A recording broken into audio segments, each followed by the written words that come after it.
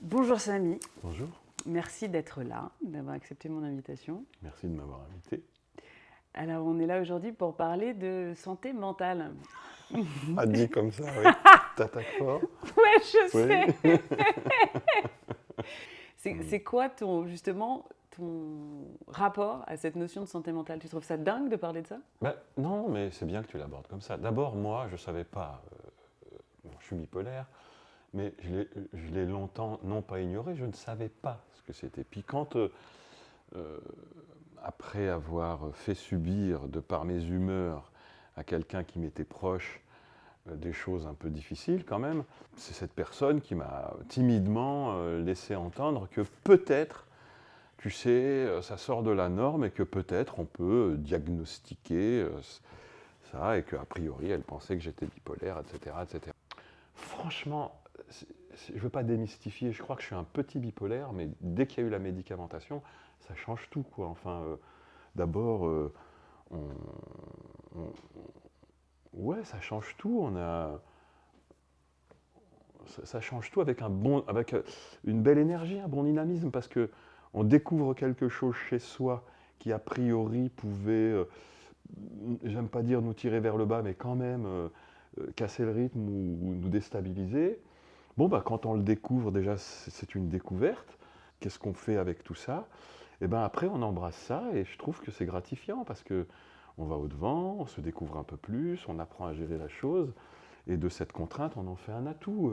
Et je pense que la bipolarité, c'est juste, je crois qu'il doit y avoir une espèce de calé-talon de sensibilité qui, en dessus de ça, peut nous nuire ou nous jouer des tours, quoi.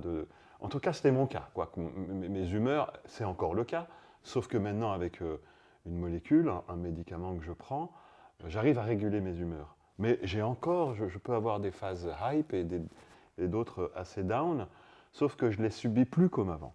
Bon, j'écris le matin un peu d'ailleurs, et ça me permet de voir un peu, et je me dis, tiens, ces jours-ci, là, aussi sur ce qui s'est passé, je pense que vraiment j'étais dedans, quoi. Je les reconnais, hein, sincèrement. Mais je peux maintenant les vivre, j'ai une constance, il y a un équilibre, et puis surtout maintenant j'en ai plus peur, puis le côté tabou est passé, je sais que ça fait partie de moi. Est-ce que tu t'étais déjà posé la question, peut-être avant ça, c'était quelque chose qui Après ça, t'intéressait oui. ou... Après ça, oui. Avant ça, non. On le prend pour acquis comme on est. On dit, ben voilà, je suis comme ça. Et puis on se dit, oui, mais bon, bah, tu vois, c'est pas les autres, c'est quand même, ils ont une vie un peu plus équilibrée ou autre. Mais tu dis, oui, mais bon, on n'est pas les autres, quoi. J'associais ça à mon métier, cette hypersensibilité et le reste. Mais c'est pas tant l'hypersensibilité, moi, qui m'a. C'est les causes que ça peut faire, où plusieurs fois dans ma vie, je me suis saboté, que ce soit. je, je- j'ai eu des blackouts dus à de l'alcool, j'ai des humeurs j'ai eu des humeurs qui me mettaient dans des états seconds sans que je m'en rende compte. Et je pensais vraiment que c'était normal pour moi, que ce soit sur des rapports amoureux. Avec du recul, j'arrive maintenant à voir un peu dans quel eau trouble je pouvais être et je sais que c'est moi qui dégage ça, quoi. C'est ma sensibilité, quoi, en fait, voilà. Ou mon hypersensibilité. Tu le reconnaissais pas jusqu'à ce moment-là et tu me disais, en fait, j'avais aussi ça autour de moi.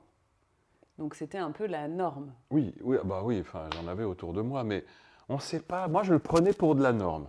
Par exemple, souvent dans mon travail en tant qu'acteur, je me suis servi de ces états-là. Durant tout un tournage ou plus d'un tournage d'ailleurs. Et pour moi, je trouvais que c'était à sa place et je trouvais ça bien. D'ailleurs, je me confortais dedans. Je n'ai pas de film à citer en exemple, mais parfois quand je trouvais une humeur qui correspondait au personnage, je pouvais traverser le film avec et je n'avais qu'une envie, c'était de ne pas en sortir. Donc, bon, après, du coup, quand on en ressort, après, on y laisse des plumes des fois. Ça, c'est avec le temps que j'ai réussi à déceler ces choses-là, quoi. Voilà. Et donc, comment ça se traduit chez toi? Comment ça se traduisait? Parce qu'aujourd'hui, ça a un petit peu Oui, évolué, comment mais ça se traduisait? Ben, moi, je m'en rendais surtout compte après coup, où je me disais, putain, mais attends, qu'est-ce que j'ai foutu là? enfin, c'est quand même pas normal de se mettre dans cet état-là. Voilà, c'était souvent de se mettre dans cet état-là, quoi. Voilà, quel état d'ailleurs, bon, j'en sais rien, mais c'est pas normal. Tu t'es fait peur? Oui, oui, il y a des fois où je me suis fait peur. Ouais. J'ai pas envie de rentrer dans les détails, mais il y a des fois où je me suis fait peur, effectivement. Et est-ce que tu as fait peur autour de toi aussi? Ah oui, oui, bien sûr, oui, oui, bien sûr. Enfin, ceux qui le savent, oui. Mais je me suis fait peur et c'est ce qui m'a permis vraiment de prendre conscience, de dire alors attention, à partir de maintenant, si tu n'en tiens pas compte, ça se traduit par un manque de considération, quoi. Et souvent, je crois, en tout cas pour ma part, souvent on prenait pour acquis et c'est un manque de considération. Ça fait avec du recul, je me dis mais c'est pas normal ça. Plus d'une fois, j'aurais dû me dire bon, attends, là on peut se poser des questions, ça vaut le coup d'aller voir quelqu'un, d'échanger. Mais non, je gardais ça pour moi. Il fallait que j'informe mon entourage de ma bipolarité, voilà. Et, et, et, euh, et de ce fait, quand je dis les informer, c'est partager avec eux peut-être des moments qu'eux aussi ont pris pour normal ou acquis, tiens, papa il est comme ça, ou tel il est comme ça, leur faire comprendre, quoi. Tu étais dans un univers où on parlait d'aller voir des psys. Non, ça, depuis longtemps, je vois un psy, moi. Enfin, j'ai fait une première analyse, je sais pas, j'étais à Paris déjà, donc assez tôt, parce que je savais que j'en avais besoin avec comment dire, de la façon, c'est peut-être lié d'ailleurs, de la façon dont je me déversais dans les rôles. Il y avait un problème d'équilibre, justement, dans le sens où j'étais plus heureux dans un tournage, parce qu'un tournage, il y a des codes. Un tournage, c'est pas la réalité. Donc c'est une façon de vivre la réalité en mieux, puisqu'on est protégé. On est protégé par un garde-fou qui est un personnage, et on est protégé par un cadre qui est un plan de travail, un tournage, un machin. Et quand on touche un personnage riche, qui a des jonctions avec soi, ce qui était souvent mon cas, mais mon Dieu, j'ai fini plus d'un film à l'envers, entre guillemets, je ne savais pas comment en ressortir. Je pense que la bipolarité y contribuait, parce que j'avais aucune objectivité et que je pouvais laisser déborder mes sentiments, et encore mieux, si j'arrivais à trouver la pédale, je tournais les boutons à fond, quoi. Et donc, tu étais suivi par un psy aussi pour pouvoir... Non, on ne savait pas que j'étais bipolaire. J'allais en analyse, mais j'abordais jamais ça. Je pouvais parler de mes émotions. Et est-ce que j'en parlais en allant à l'extrême ou pas, j'en sais rien. Enfin, en tout cas, ma première analyse, je m'en souviens, le psy, à aucun moment, il a dit, bon, oui, voilà, alors avant que vous partiez, je tiens à vous dire, peut-être que vous pourriez appeler cette personne et discuter avec. Non, c'est quelqu'un de proche qui, je pense, s'est senti particulièrement concerné par ce que je vivais et m'a dit, écoute, moi je te le dis comme ça, en toute honnêteté, je crois que tu ferais mieux. Et j'ai mis 3 ans après qu'elle me l'a dit, cette personne. Elle avait beau me le dire, j'ai dit ouais. Jusqu'à un moment, j'étais assez loin, j'ai dit bon, donne-moi le numéro de la personne, et c'était un spécialiste, et j'y étais, quoi. Donc tu as mis 3 ans à sortir du déni, en fait? Oui, du déni, ouais, tout à fait, ouais, absolument. Ouais. Et pourquoi, à ton avis, tu étais dans ce déni? Mais peut-être parce que j'y croyais pas, ou peut-être parce que j'y voulais pas y croire, ou peut-être surtout, je crois aussi, j'avais peur de perdre quelque chose d'essentiel, d'être dénaturé, quoi. Parce que ce déséquilibre, quelque part, faisait mon équilibre. En tout cas, dans mon travail, je m'y retrouvais pleinement. Je m'y retrouve toujours, hein. C'est juste que dans ma vie, maintenant, j'ai moins tendance à me saboter. D'ailleurs, je peux dire que je crois que je ne me sabote plus. Tu t'es dit à un moment que c'était urgent, en fait, qu'il fallait faire quelque chose quand tu es sorti de ce déni-là ou... Oui, bien sûr. Pas urgent, mais je disais c'est trop triste de ne rien faire, surtout. Et qu'est-ce que tu as décidé de mettre en œuvre, là? D'abord, j'ai pris ce traitement, et puis après, le fait d'en avoir conscience, bon, je garde un contact constant avec, pas le psychanalyste, mais le psychiatre qui médicamente, et avec qui je fais des retours purement formels, quoi. Bon, par exemple, on fait un dosage, il faut trouver le bon équilibre. Je crois qu'à un moment, j'étais en surdosage, donc si je buvais 1 ou 2 verres, j'avais vite les mains qui tremblaient. Et donc, il fallait trouver le bon dosage, quoi. Et après ça, ben, ça va, ouais, ça va, puis voilà, quoi. Et est-ce que tu as perdu ce que tu avais peur de perdre? Non, je ne l'ai pas perdu, non, pas du tout. Je le sais, je le vois. Je le sais parce que, par exemple, là, en ce moment, je joue au théâtre tous les soirs et c'est assez prenant. En plus, le texte que je joue, je m'y implique et pour cause, je me le suis approprié pour des raisons assez précises. Il y a souvent des plages d'émotions qui me submergent, qui, en fonction de l'état dans lequel je suis, des fois ça va tellement loin que je me dis waouh, tu vois, j'arrive à voir, est-ce que c'est la fatigue, est-ce que c'est ce que je vis en ce moment ou pas. Et voilà. Donc ce qui a changé en fait, c'est qu'aujourd'hui tu arrives à reconnaître. Oui, a priori, oui, j'arrive à reconnaître. Ça peut m'échapper, hein, mais ça veut dire que soit je suis fatigué, soit j'ai lâché prise. Ça correspond toujours à quelque chose. La vie nous dit toujours des choses. Voilà. Et cette condition, entre guillemets, nous invite à être à l'écoute de soi-même. Et ça rejoint la considération encore. Donc ça, cette découverte m'a amené beaucoup de choses sur... J'avais plutôt tendance à ne pas prendre soin de moi. Voilà. Et je pense que il y a un process qui avait démarré avant, mais qui fait que, et je m'en réjouis, de porter de l'attention à soi. Tu vois, ça m'émeut par exemple. Porter de l'attention à soi, pour moi, de là où je viens, c'est énorme. C'est énorme. C'est énorme. Comment tu veux le qualifier justement? Parce qu'on parle de maladie mentale, mais est-ce que le terme maladie, pour Non, toi, ça te non, semble non, correct? non. Attention, la première fois qu'on s'est rencontrés, Stéphanie, je t'avais cité ce livre de Carrère que j'adore, Yoga, où, avec la franchise qui est la sienne, qui inspire tout mon respect et mon admiration, c'est mon auteur favori, je dirais, de par son écriture et sa démarche. Et moi, quand je disais ça, je trouvais ce monsieur courageux. Bon, bah, il y en a qui connaissent tout ce que je viens de vous dire, mais qui sont c'est des navigateurs de grands fonds, je vais dire, ou des plongeurs enfin, des grosses mers. Et quand ils voient qu'ils vont être submergés, ben, ils prennent les devants. Carrère disait, il va à Sainte-Anne et il dit, bon voilà, moi là maintenant, il faut faire quelque chose, je suis prêt, quoi. Voilà.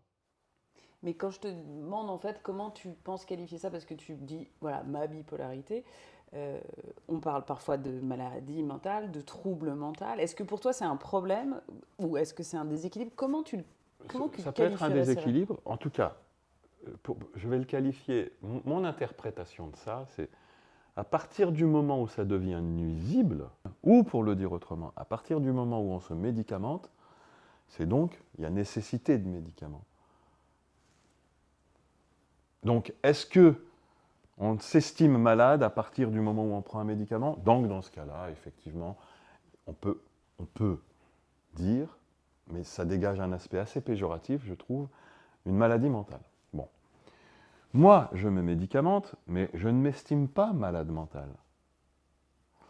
À l'inverse, je pense même que je serais lésé si je n'avais pas ma sensibilité. Ça peut prendre des proportions très gênantes dans la vie au quotidien, quoi. Et donc, oui, oui, on peut appeler ça maladie mentale. Je ne suis pas un expert en truc. Moi, pour ma part, je trouve péjoratif de l'assimiler telle qu'elle à une maladie alors que c'est une condition. Et ce qui importe, c'est de cette contrainte en faire un atout dans le sens où elle nous responsabilise et elle nous fait prendre conscience de soi, quoi. Tu as l'impression que ça t'a beaucoup enrichi, Moi, le fait de totalement, comprendre? complètement, mais complètement. Non seulement ça m'a enrichi, mais ça m'a rassuré, quoi, parce que moi, je prenais pour acquis ma sensibilité, mais je vois que des fois, il y a des gens, ils ont des gammes de là à là. Bon, bah moi, sur ce registre-là, c'est énorme. Et puis, des fois, quand on est fatigué ou autre, ça prend vite des proportions. Un rien peut nous chambouler. Donc pour aujourd'hui, garder un déséquilibre équilibré, Oui. outre la molécule, qu'est-ce que tu fais? Qu'est-ce que tu as mis en place dans ta vie? Quels sont Bah, les piliers qui sont importants? depuis, en même temps, je médite tous les matins.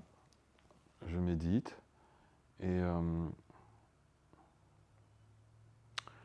et la méditation, c'est encore un autre monde, hein, tu sais, c'est peut-être la méditation, je vais essayer de faire un parallèle à ce que je viens de dire. Avec la méditation, j'ai découvert encore autre chose qui me permet d'aller au fond de moi. Parce que la méditation, ça nous invite à ça. Là, on vit dans le monde qu'on appelle réel, mais est-ce que c'est celui-ci qui est réel ou pas? Et puis quand tu rentres en méditation et que tu rentres entre toi et que tu quittes celui qu'on vient d'appeler réel, tu découvres qu'il y a autre chose, qui est tout aussi réel. Donc tu vois, je sais pas, je sais pas le dire autrement que comme ça. Mais en tout cas, pour toi, c'est Ah ouais, quelque chose qui te permet de... pour moi ça m'aide énormément, ça m'aide à prendre du recul, ça m'aide à relativiser, ça m'aide à être bien avec moi, ça aide à être bien non pas... En fait, les soucis commencent quand la tête prend le dessus. Quand on médite, on arrive à, sans prétention, mais on développe un muscle qui est autre que la tête, qui fait que notre corps et notre énergie conditionnent ce qu'on est, notre environnement, tu vois. Ça m'aide, bien sûr. Mais ça, je le découvre avec la méditation, en fait. Mais la méditation, pour moi, c'est comme si tu as à nouveau une page blanche, quoi. Et tu bonifies tout ce que tu es à ton âge. Et ça relativise tellement la vie et le reste. Pour moi, c'est peut-être mal dit, mais ça relativise dans le sens où... Bah, relativise justement, Samy. On récolte ce qu'on sème. À partir du moment où on arrive à avoir ce brin de conscience-là, eh ben justement, on revient d'abord à soi, à l'instrument qu'on est, qui est peut-être mal réglé. Et puis si on apprend à le régler, eh ben, peut-être que notre vie change. En découvrant ma bipolarité, j'ai appris à m'accepter. C'est un plus. Et la méditation, si elle apprend une seule chose, c'est à s'accepter. Et ça, c'est encore des portes qu'on ouvre qui sont énormes, quoi. Je crois que chaque chose, elle vient au bon moment pour chacun d'entre nous. Moi, je l'ai découvert tard. J'avais 50 ans, je crois, ou plus. Et est-ce que ça aurait changé ma vie? J'en sais rien. Est-ce que j'ai envie de le savoir? Non. Après, bien sûr, encore une fois, il y en a pour certains que c'est une vraie nécessité, qu'il faut aller les aider, qu'il ne faut pas attendre comme on a pu le faire avec moi, dis donc, si tu veux pas. Non, non, il faut y aller, bien sûr. Mais ça, c'est une démarche préventive. Est-ce que je m'inscrivais là-dedans? Je ne sais pas. En tout cas, oui, je suis content de l'avoir découvert. Et j'ai juste une seule question par rapport à mon traitement, que je prends, hein, je m'empresse de prendre. Mais à long terme, qu'est-ce que ça fait? J'en sais rien, moi. Alors, j'ai été marié une première fois et je suis proche de la mère de mes enfants, qui est une grande naturopathe. Donc elle a étudié nanani nanana et elle m'a trouvé des compléments qui aident à soulager le foie de ce médicament qui peut être lourd, je pense, j'en sais rien, que je prends 2 fois par jour. Moi, c'est à la quinine, c'est des pacotes, donc je crois que c'est à la quinine. Mais il y en a, c'est au lithium. Quels sont les effets secondaires de ça à long terme? J'en sais rien. C'est ça qui m'interpelle. Et sur ça, je fais attention. Voilà. Merci, Samy. Je t'en prie.